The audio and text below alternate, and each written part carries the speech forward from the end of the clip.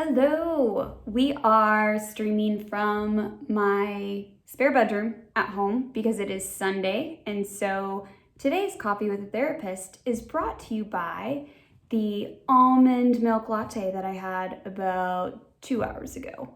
So, still being fueled by that, but I actually try to drink less caffeine on Sundays, just kind of how I roll.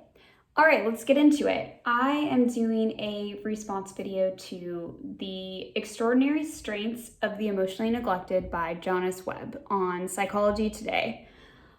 I first want to say that for this author, Jonas Webb, I really appreciate that they took a strengths-based perspective, that they are seeing the good parts of what may happen as a result of emotional neglect.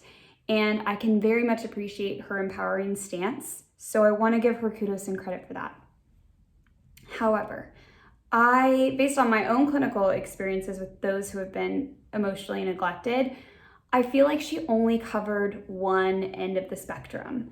When I've seen clients that have experienced emotional neglect, they tend to have different ways that they learn to survive that environment and that they learn to cope with it. One being that having their emotional needs neglected, they may have become, or it might have been neglected because they were the caretaker for a parent or because other people's needs ended up coming before their own. In this case, they actually may be more emotionally tuned in to the emotions and the emotional needs of others. They may be more giving, like she talks about in this article, and they may be more compassionate. However, I've also seen the other end of the spectrum for those who were severely emotionally neglected, that they don't learn how to be emotionally available for other people. And in fact, emotions make them incredibly uncomfortable. So I kind of want to dig into where I think this may have, she may have gotten it a little bit off or wrong, or she may have only been covering that one subtype of person who was emotionally neglected. First, I want to debrief, what is emotional neglect? So emotional neglect happens when parents are not emotionally available for their kiddos. Usually this means that the kiddos' emotional needs were ignored.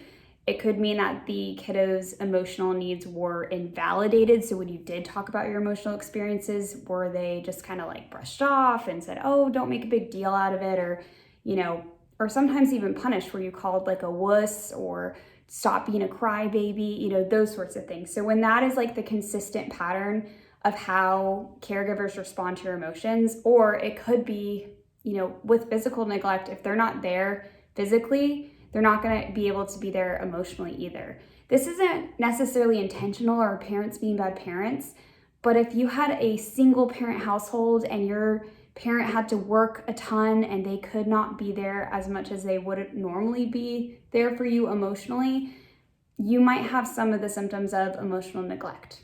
And again, it makes a lot of sense. It's not like, I think every parent is doing their best.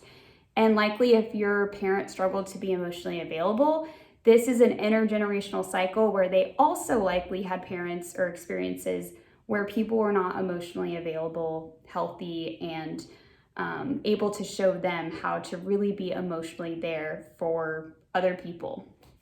So I want to also give kudos to parents. I think they're always trying their best. But if that was the pattern growing up, if your parents intentionally or unintentionally invalidated you, were not able to really talk about emotions, or if there were only specific emotions that you could talk about, again, sometimes these rules are unspoken and you just see how other people are punished or treated if they do express certain emotions, and that therefore you don't. It essentially just means any way that you really couldn't emotionally express yourself and feel safe doing that. For kiddos who have had emotional neglect, again, a big pattern that I see is that they struggle to connect with other people emotionally because they never learned from co-regulation of a caregiver how to hold space for their emotions. They struggle to hold space for other people's emotions, and often they're really uncomfortable around emotional topics. In their relationships, this can mean that they struggle with empathy, that they struggle to validate their partners, that they struggle with having emotional conversations because they don't have the emotional language and forming deeper connections with their partners. This author talks about these pros or the good parts of being emotionally neglected or things you might develop. Number one was independence. Yes, you could probably say that a lot of people who had emotional neglect in childhood are emotionally more independent, and it can be a good thing at times, right? Because they're able to really go after different things, and they don't need a lot of emotional support or certain emotional things in place before they can go and do really cool things. So you're right, that's a really cool trait that you could develop. However, sometimes this independence can actually push people away because they don't learn to connect or ask for support or ask for help. And they sometimes have this internal battle because they want support, but they don't always feel safe or comfortable asking for it. And I've seen that come up a lot for my clients that have had emotional neglect in their background. Like, they want and need it, but it's not safe or comfortable for them to ask for things. And so it does create this internal conflict for them. Compassion and giving. I think if the reason why somebody was emotionally neglected is because they ended up having to be a parental figure in their household or taking care of somebody else's emotional needs over their own, then yes, they would likely be more compassionate and giving. However, I've actually seen that kiddos, if they weren't parentified and they were emotionally neglected, they actually tend to grow up and they're not as compassionate and they're not as giving. Not because they're jerks, but because, again, like, they don't need a ton of that. And because of that, they struggle to understand why other people need that, and they don't think about it. So for instance, if someone's like, holidays were really not a thing we celebrated in my household, and even if I got excited about it, like, I was kind of not rewarded for that or ignored, they over time will learn to not celebrate holidays. And so when they see other people getting excited about holidays, instead of saying, woo, holidays are really exciting, they will actually not understand why other people get excited about holidays. They will not necessarily understand or empathize with that. So I think it's depends on what side of the spectrum, how they ended up coping as kiddos, how they learned to survive. But on one end, a lot of kiddos can actually, or like adults that were kiddos who were emotionally neglected, they've rewired their brain to not get excited about things, to not get emotional, quote unquote, about things. And so when they see emotion and excitement in others, they have a hard time understanding it and relating and predicting it, or thinking about it that way. She said also that they're flexible. Again, I think if they're on the people-pleasing giving side, then yes, they are flexible and they have that ability to adapt. I think they also may have the ability to adapt as far as their day-to-day life and maybe in their careers. However, I've also seen those that struggle with, or those that come from that background, sometimes have issues with what we call over-control.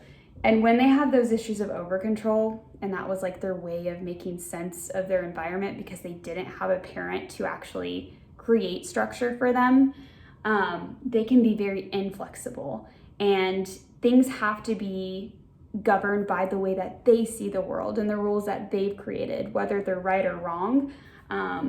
They've created these rules because when a parent isn't there to show us how to set boundaries, we can either A, undercorrect in that, or we can overcorrect in that. So for those that have overcorrected in that, I've actually seen a pattern of inflexibility. And likable. Now, I'd like to say, like, likable is kind of a spectrum. I think we can like people from all different types of backgrounds. So I want to give Jonas some credit for that one. Like, I think that people from all of these backgrounds, whether they've been severely emotionally neglected or if they've had other childhood wounds, they can develop some very likable traits. And if they're living from their trauma, they can also develop some very unlikable traits.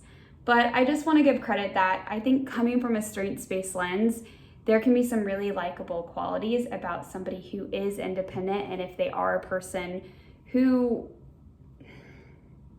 was emotionally neglected because they were taking care of the emotions of others, they probably are likable, because as humans, we like people who care about our emotions. We like people who hold space for our emotions. So again, whether they came from this perspective where they're people pleasing, or they're in the other perspective where they're not people pleasing, right?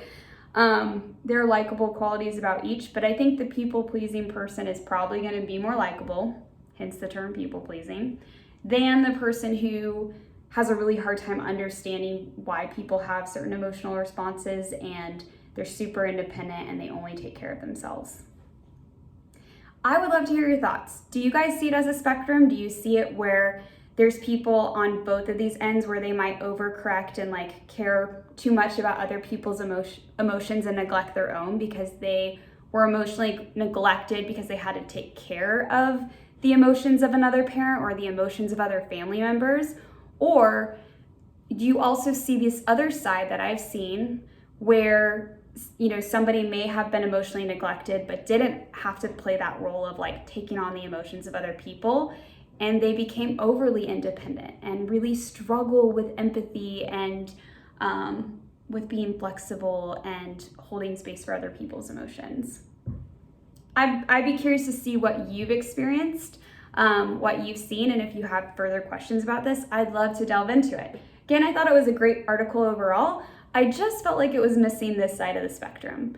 I love the strengths-based perspective though. I think there are beautiful things we can have and traits we can have and like we can flourish in from the things that we may have struggled with or the traumas we may have had as kiddos. So I love that perspective, but I just wanted to add in that I see this other end of the spectrum too.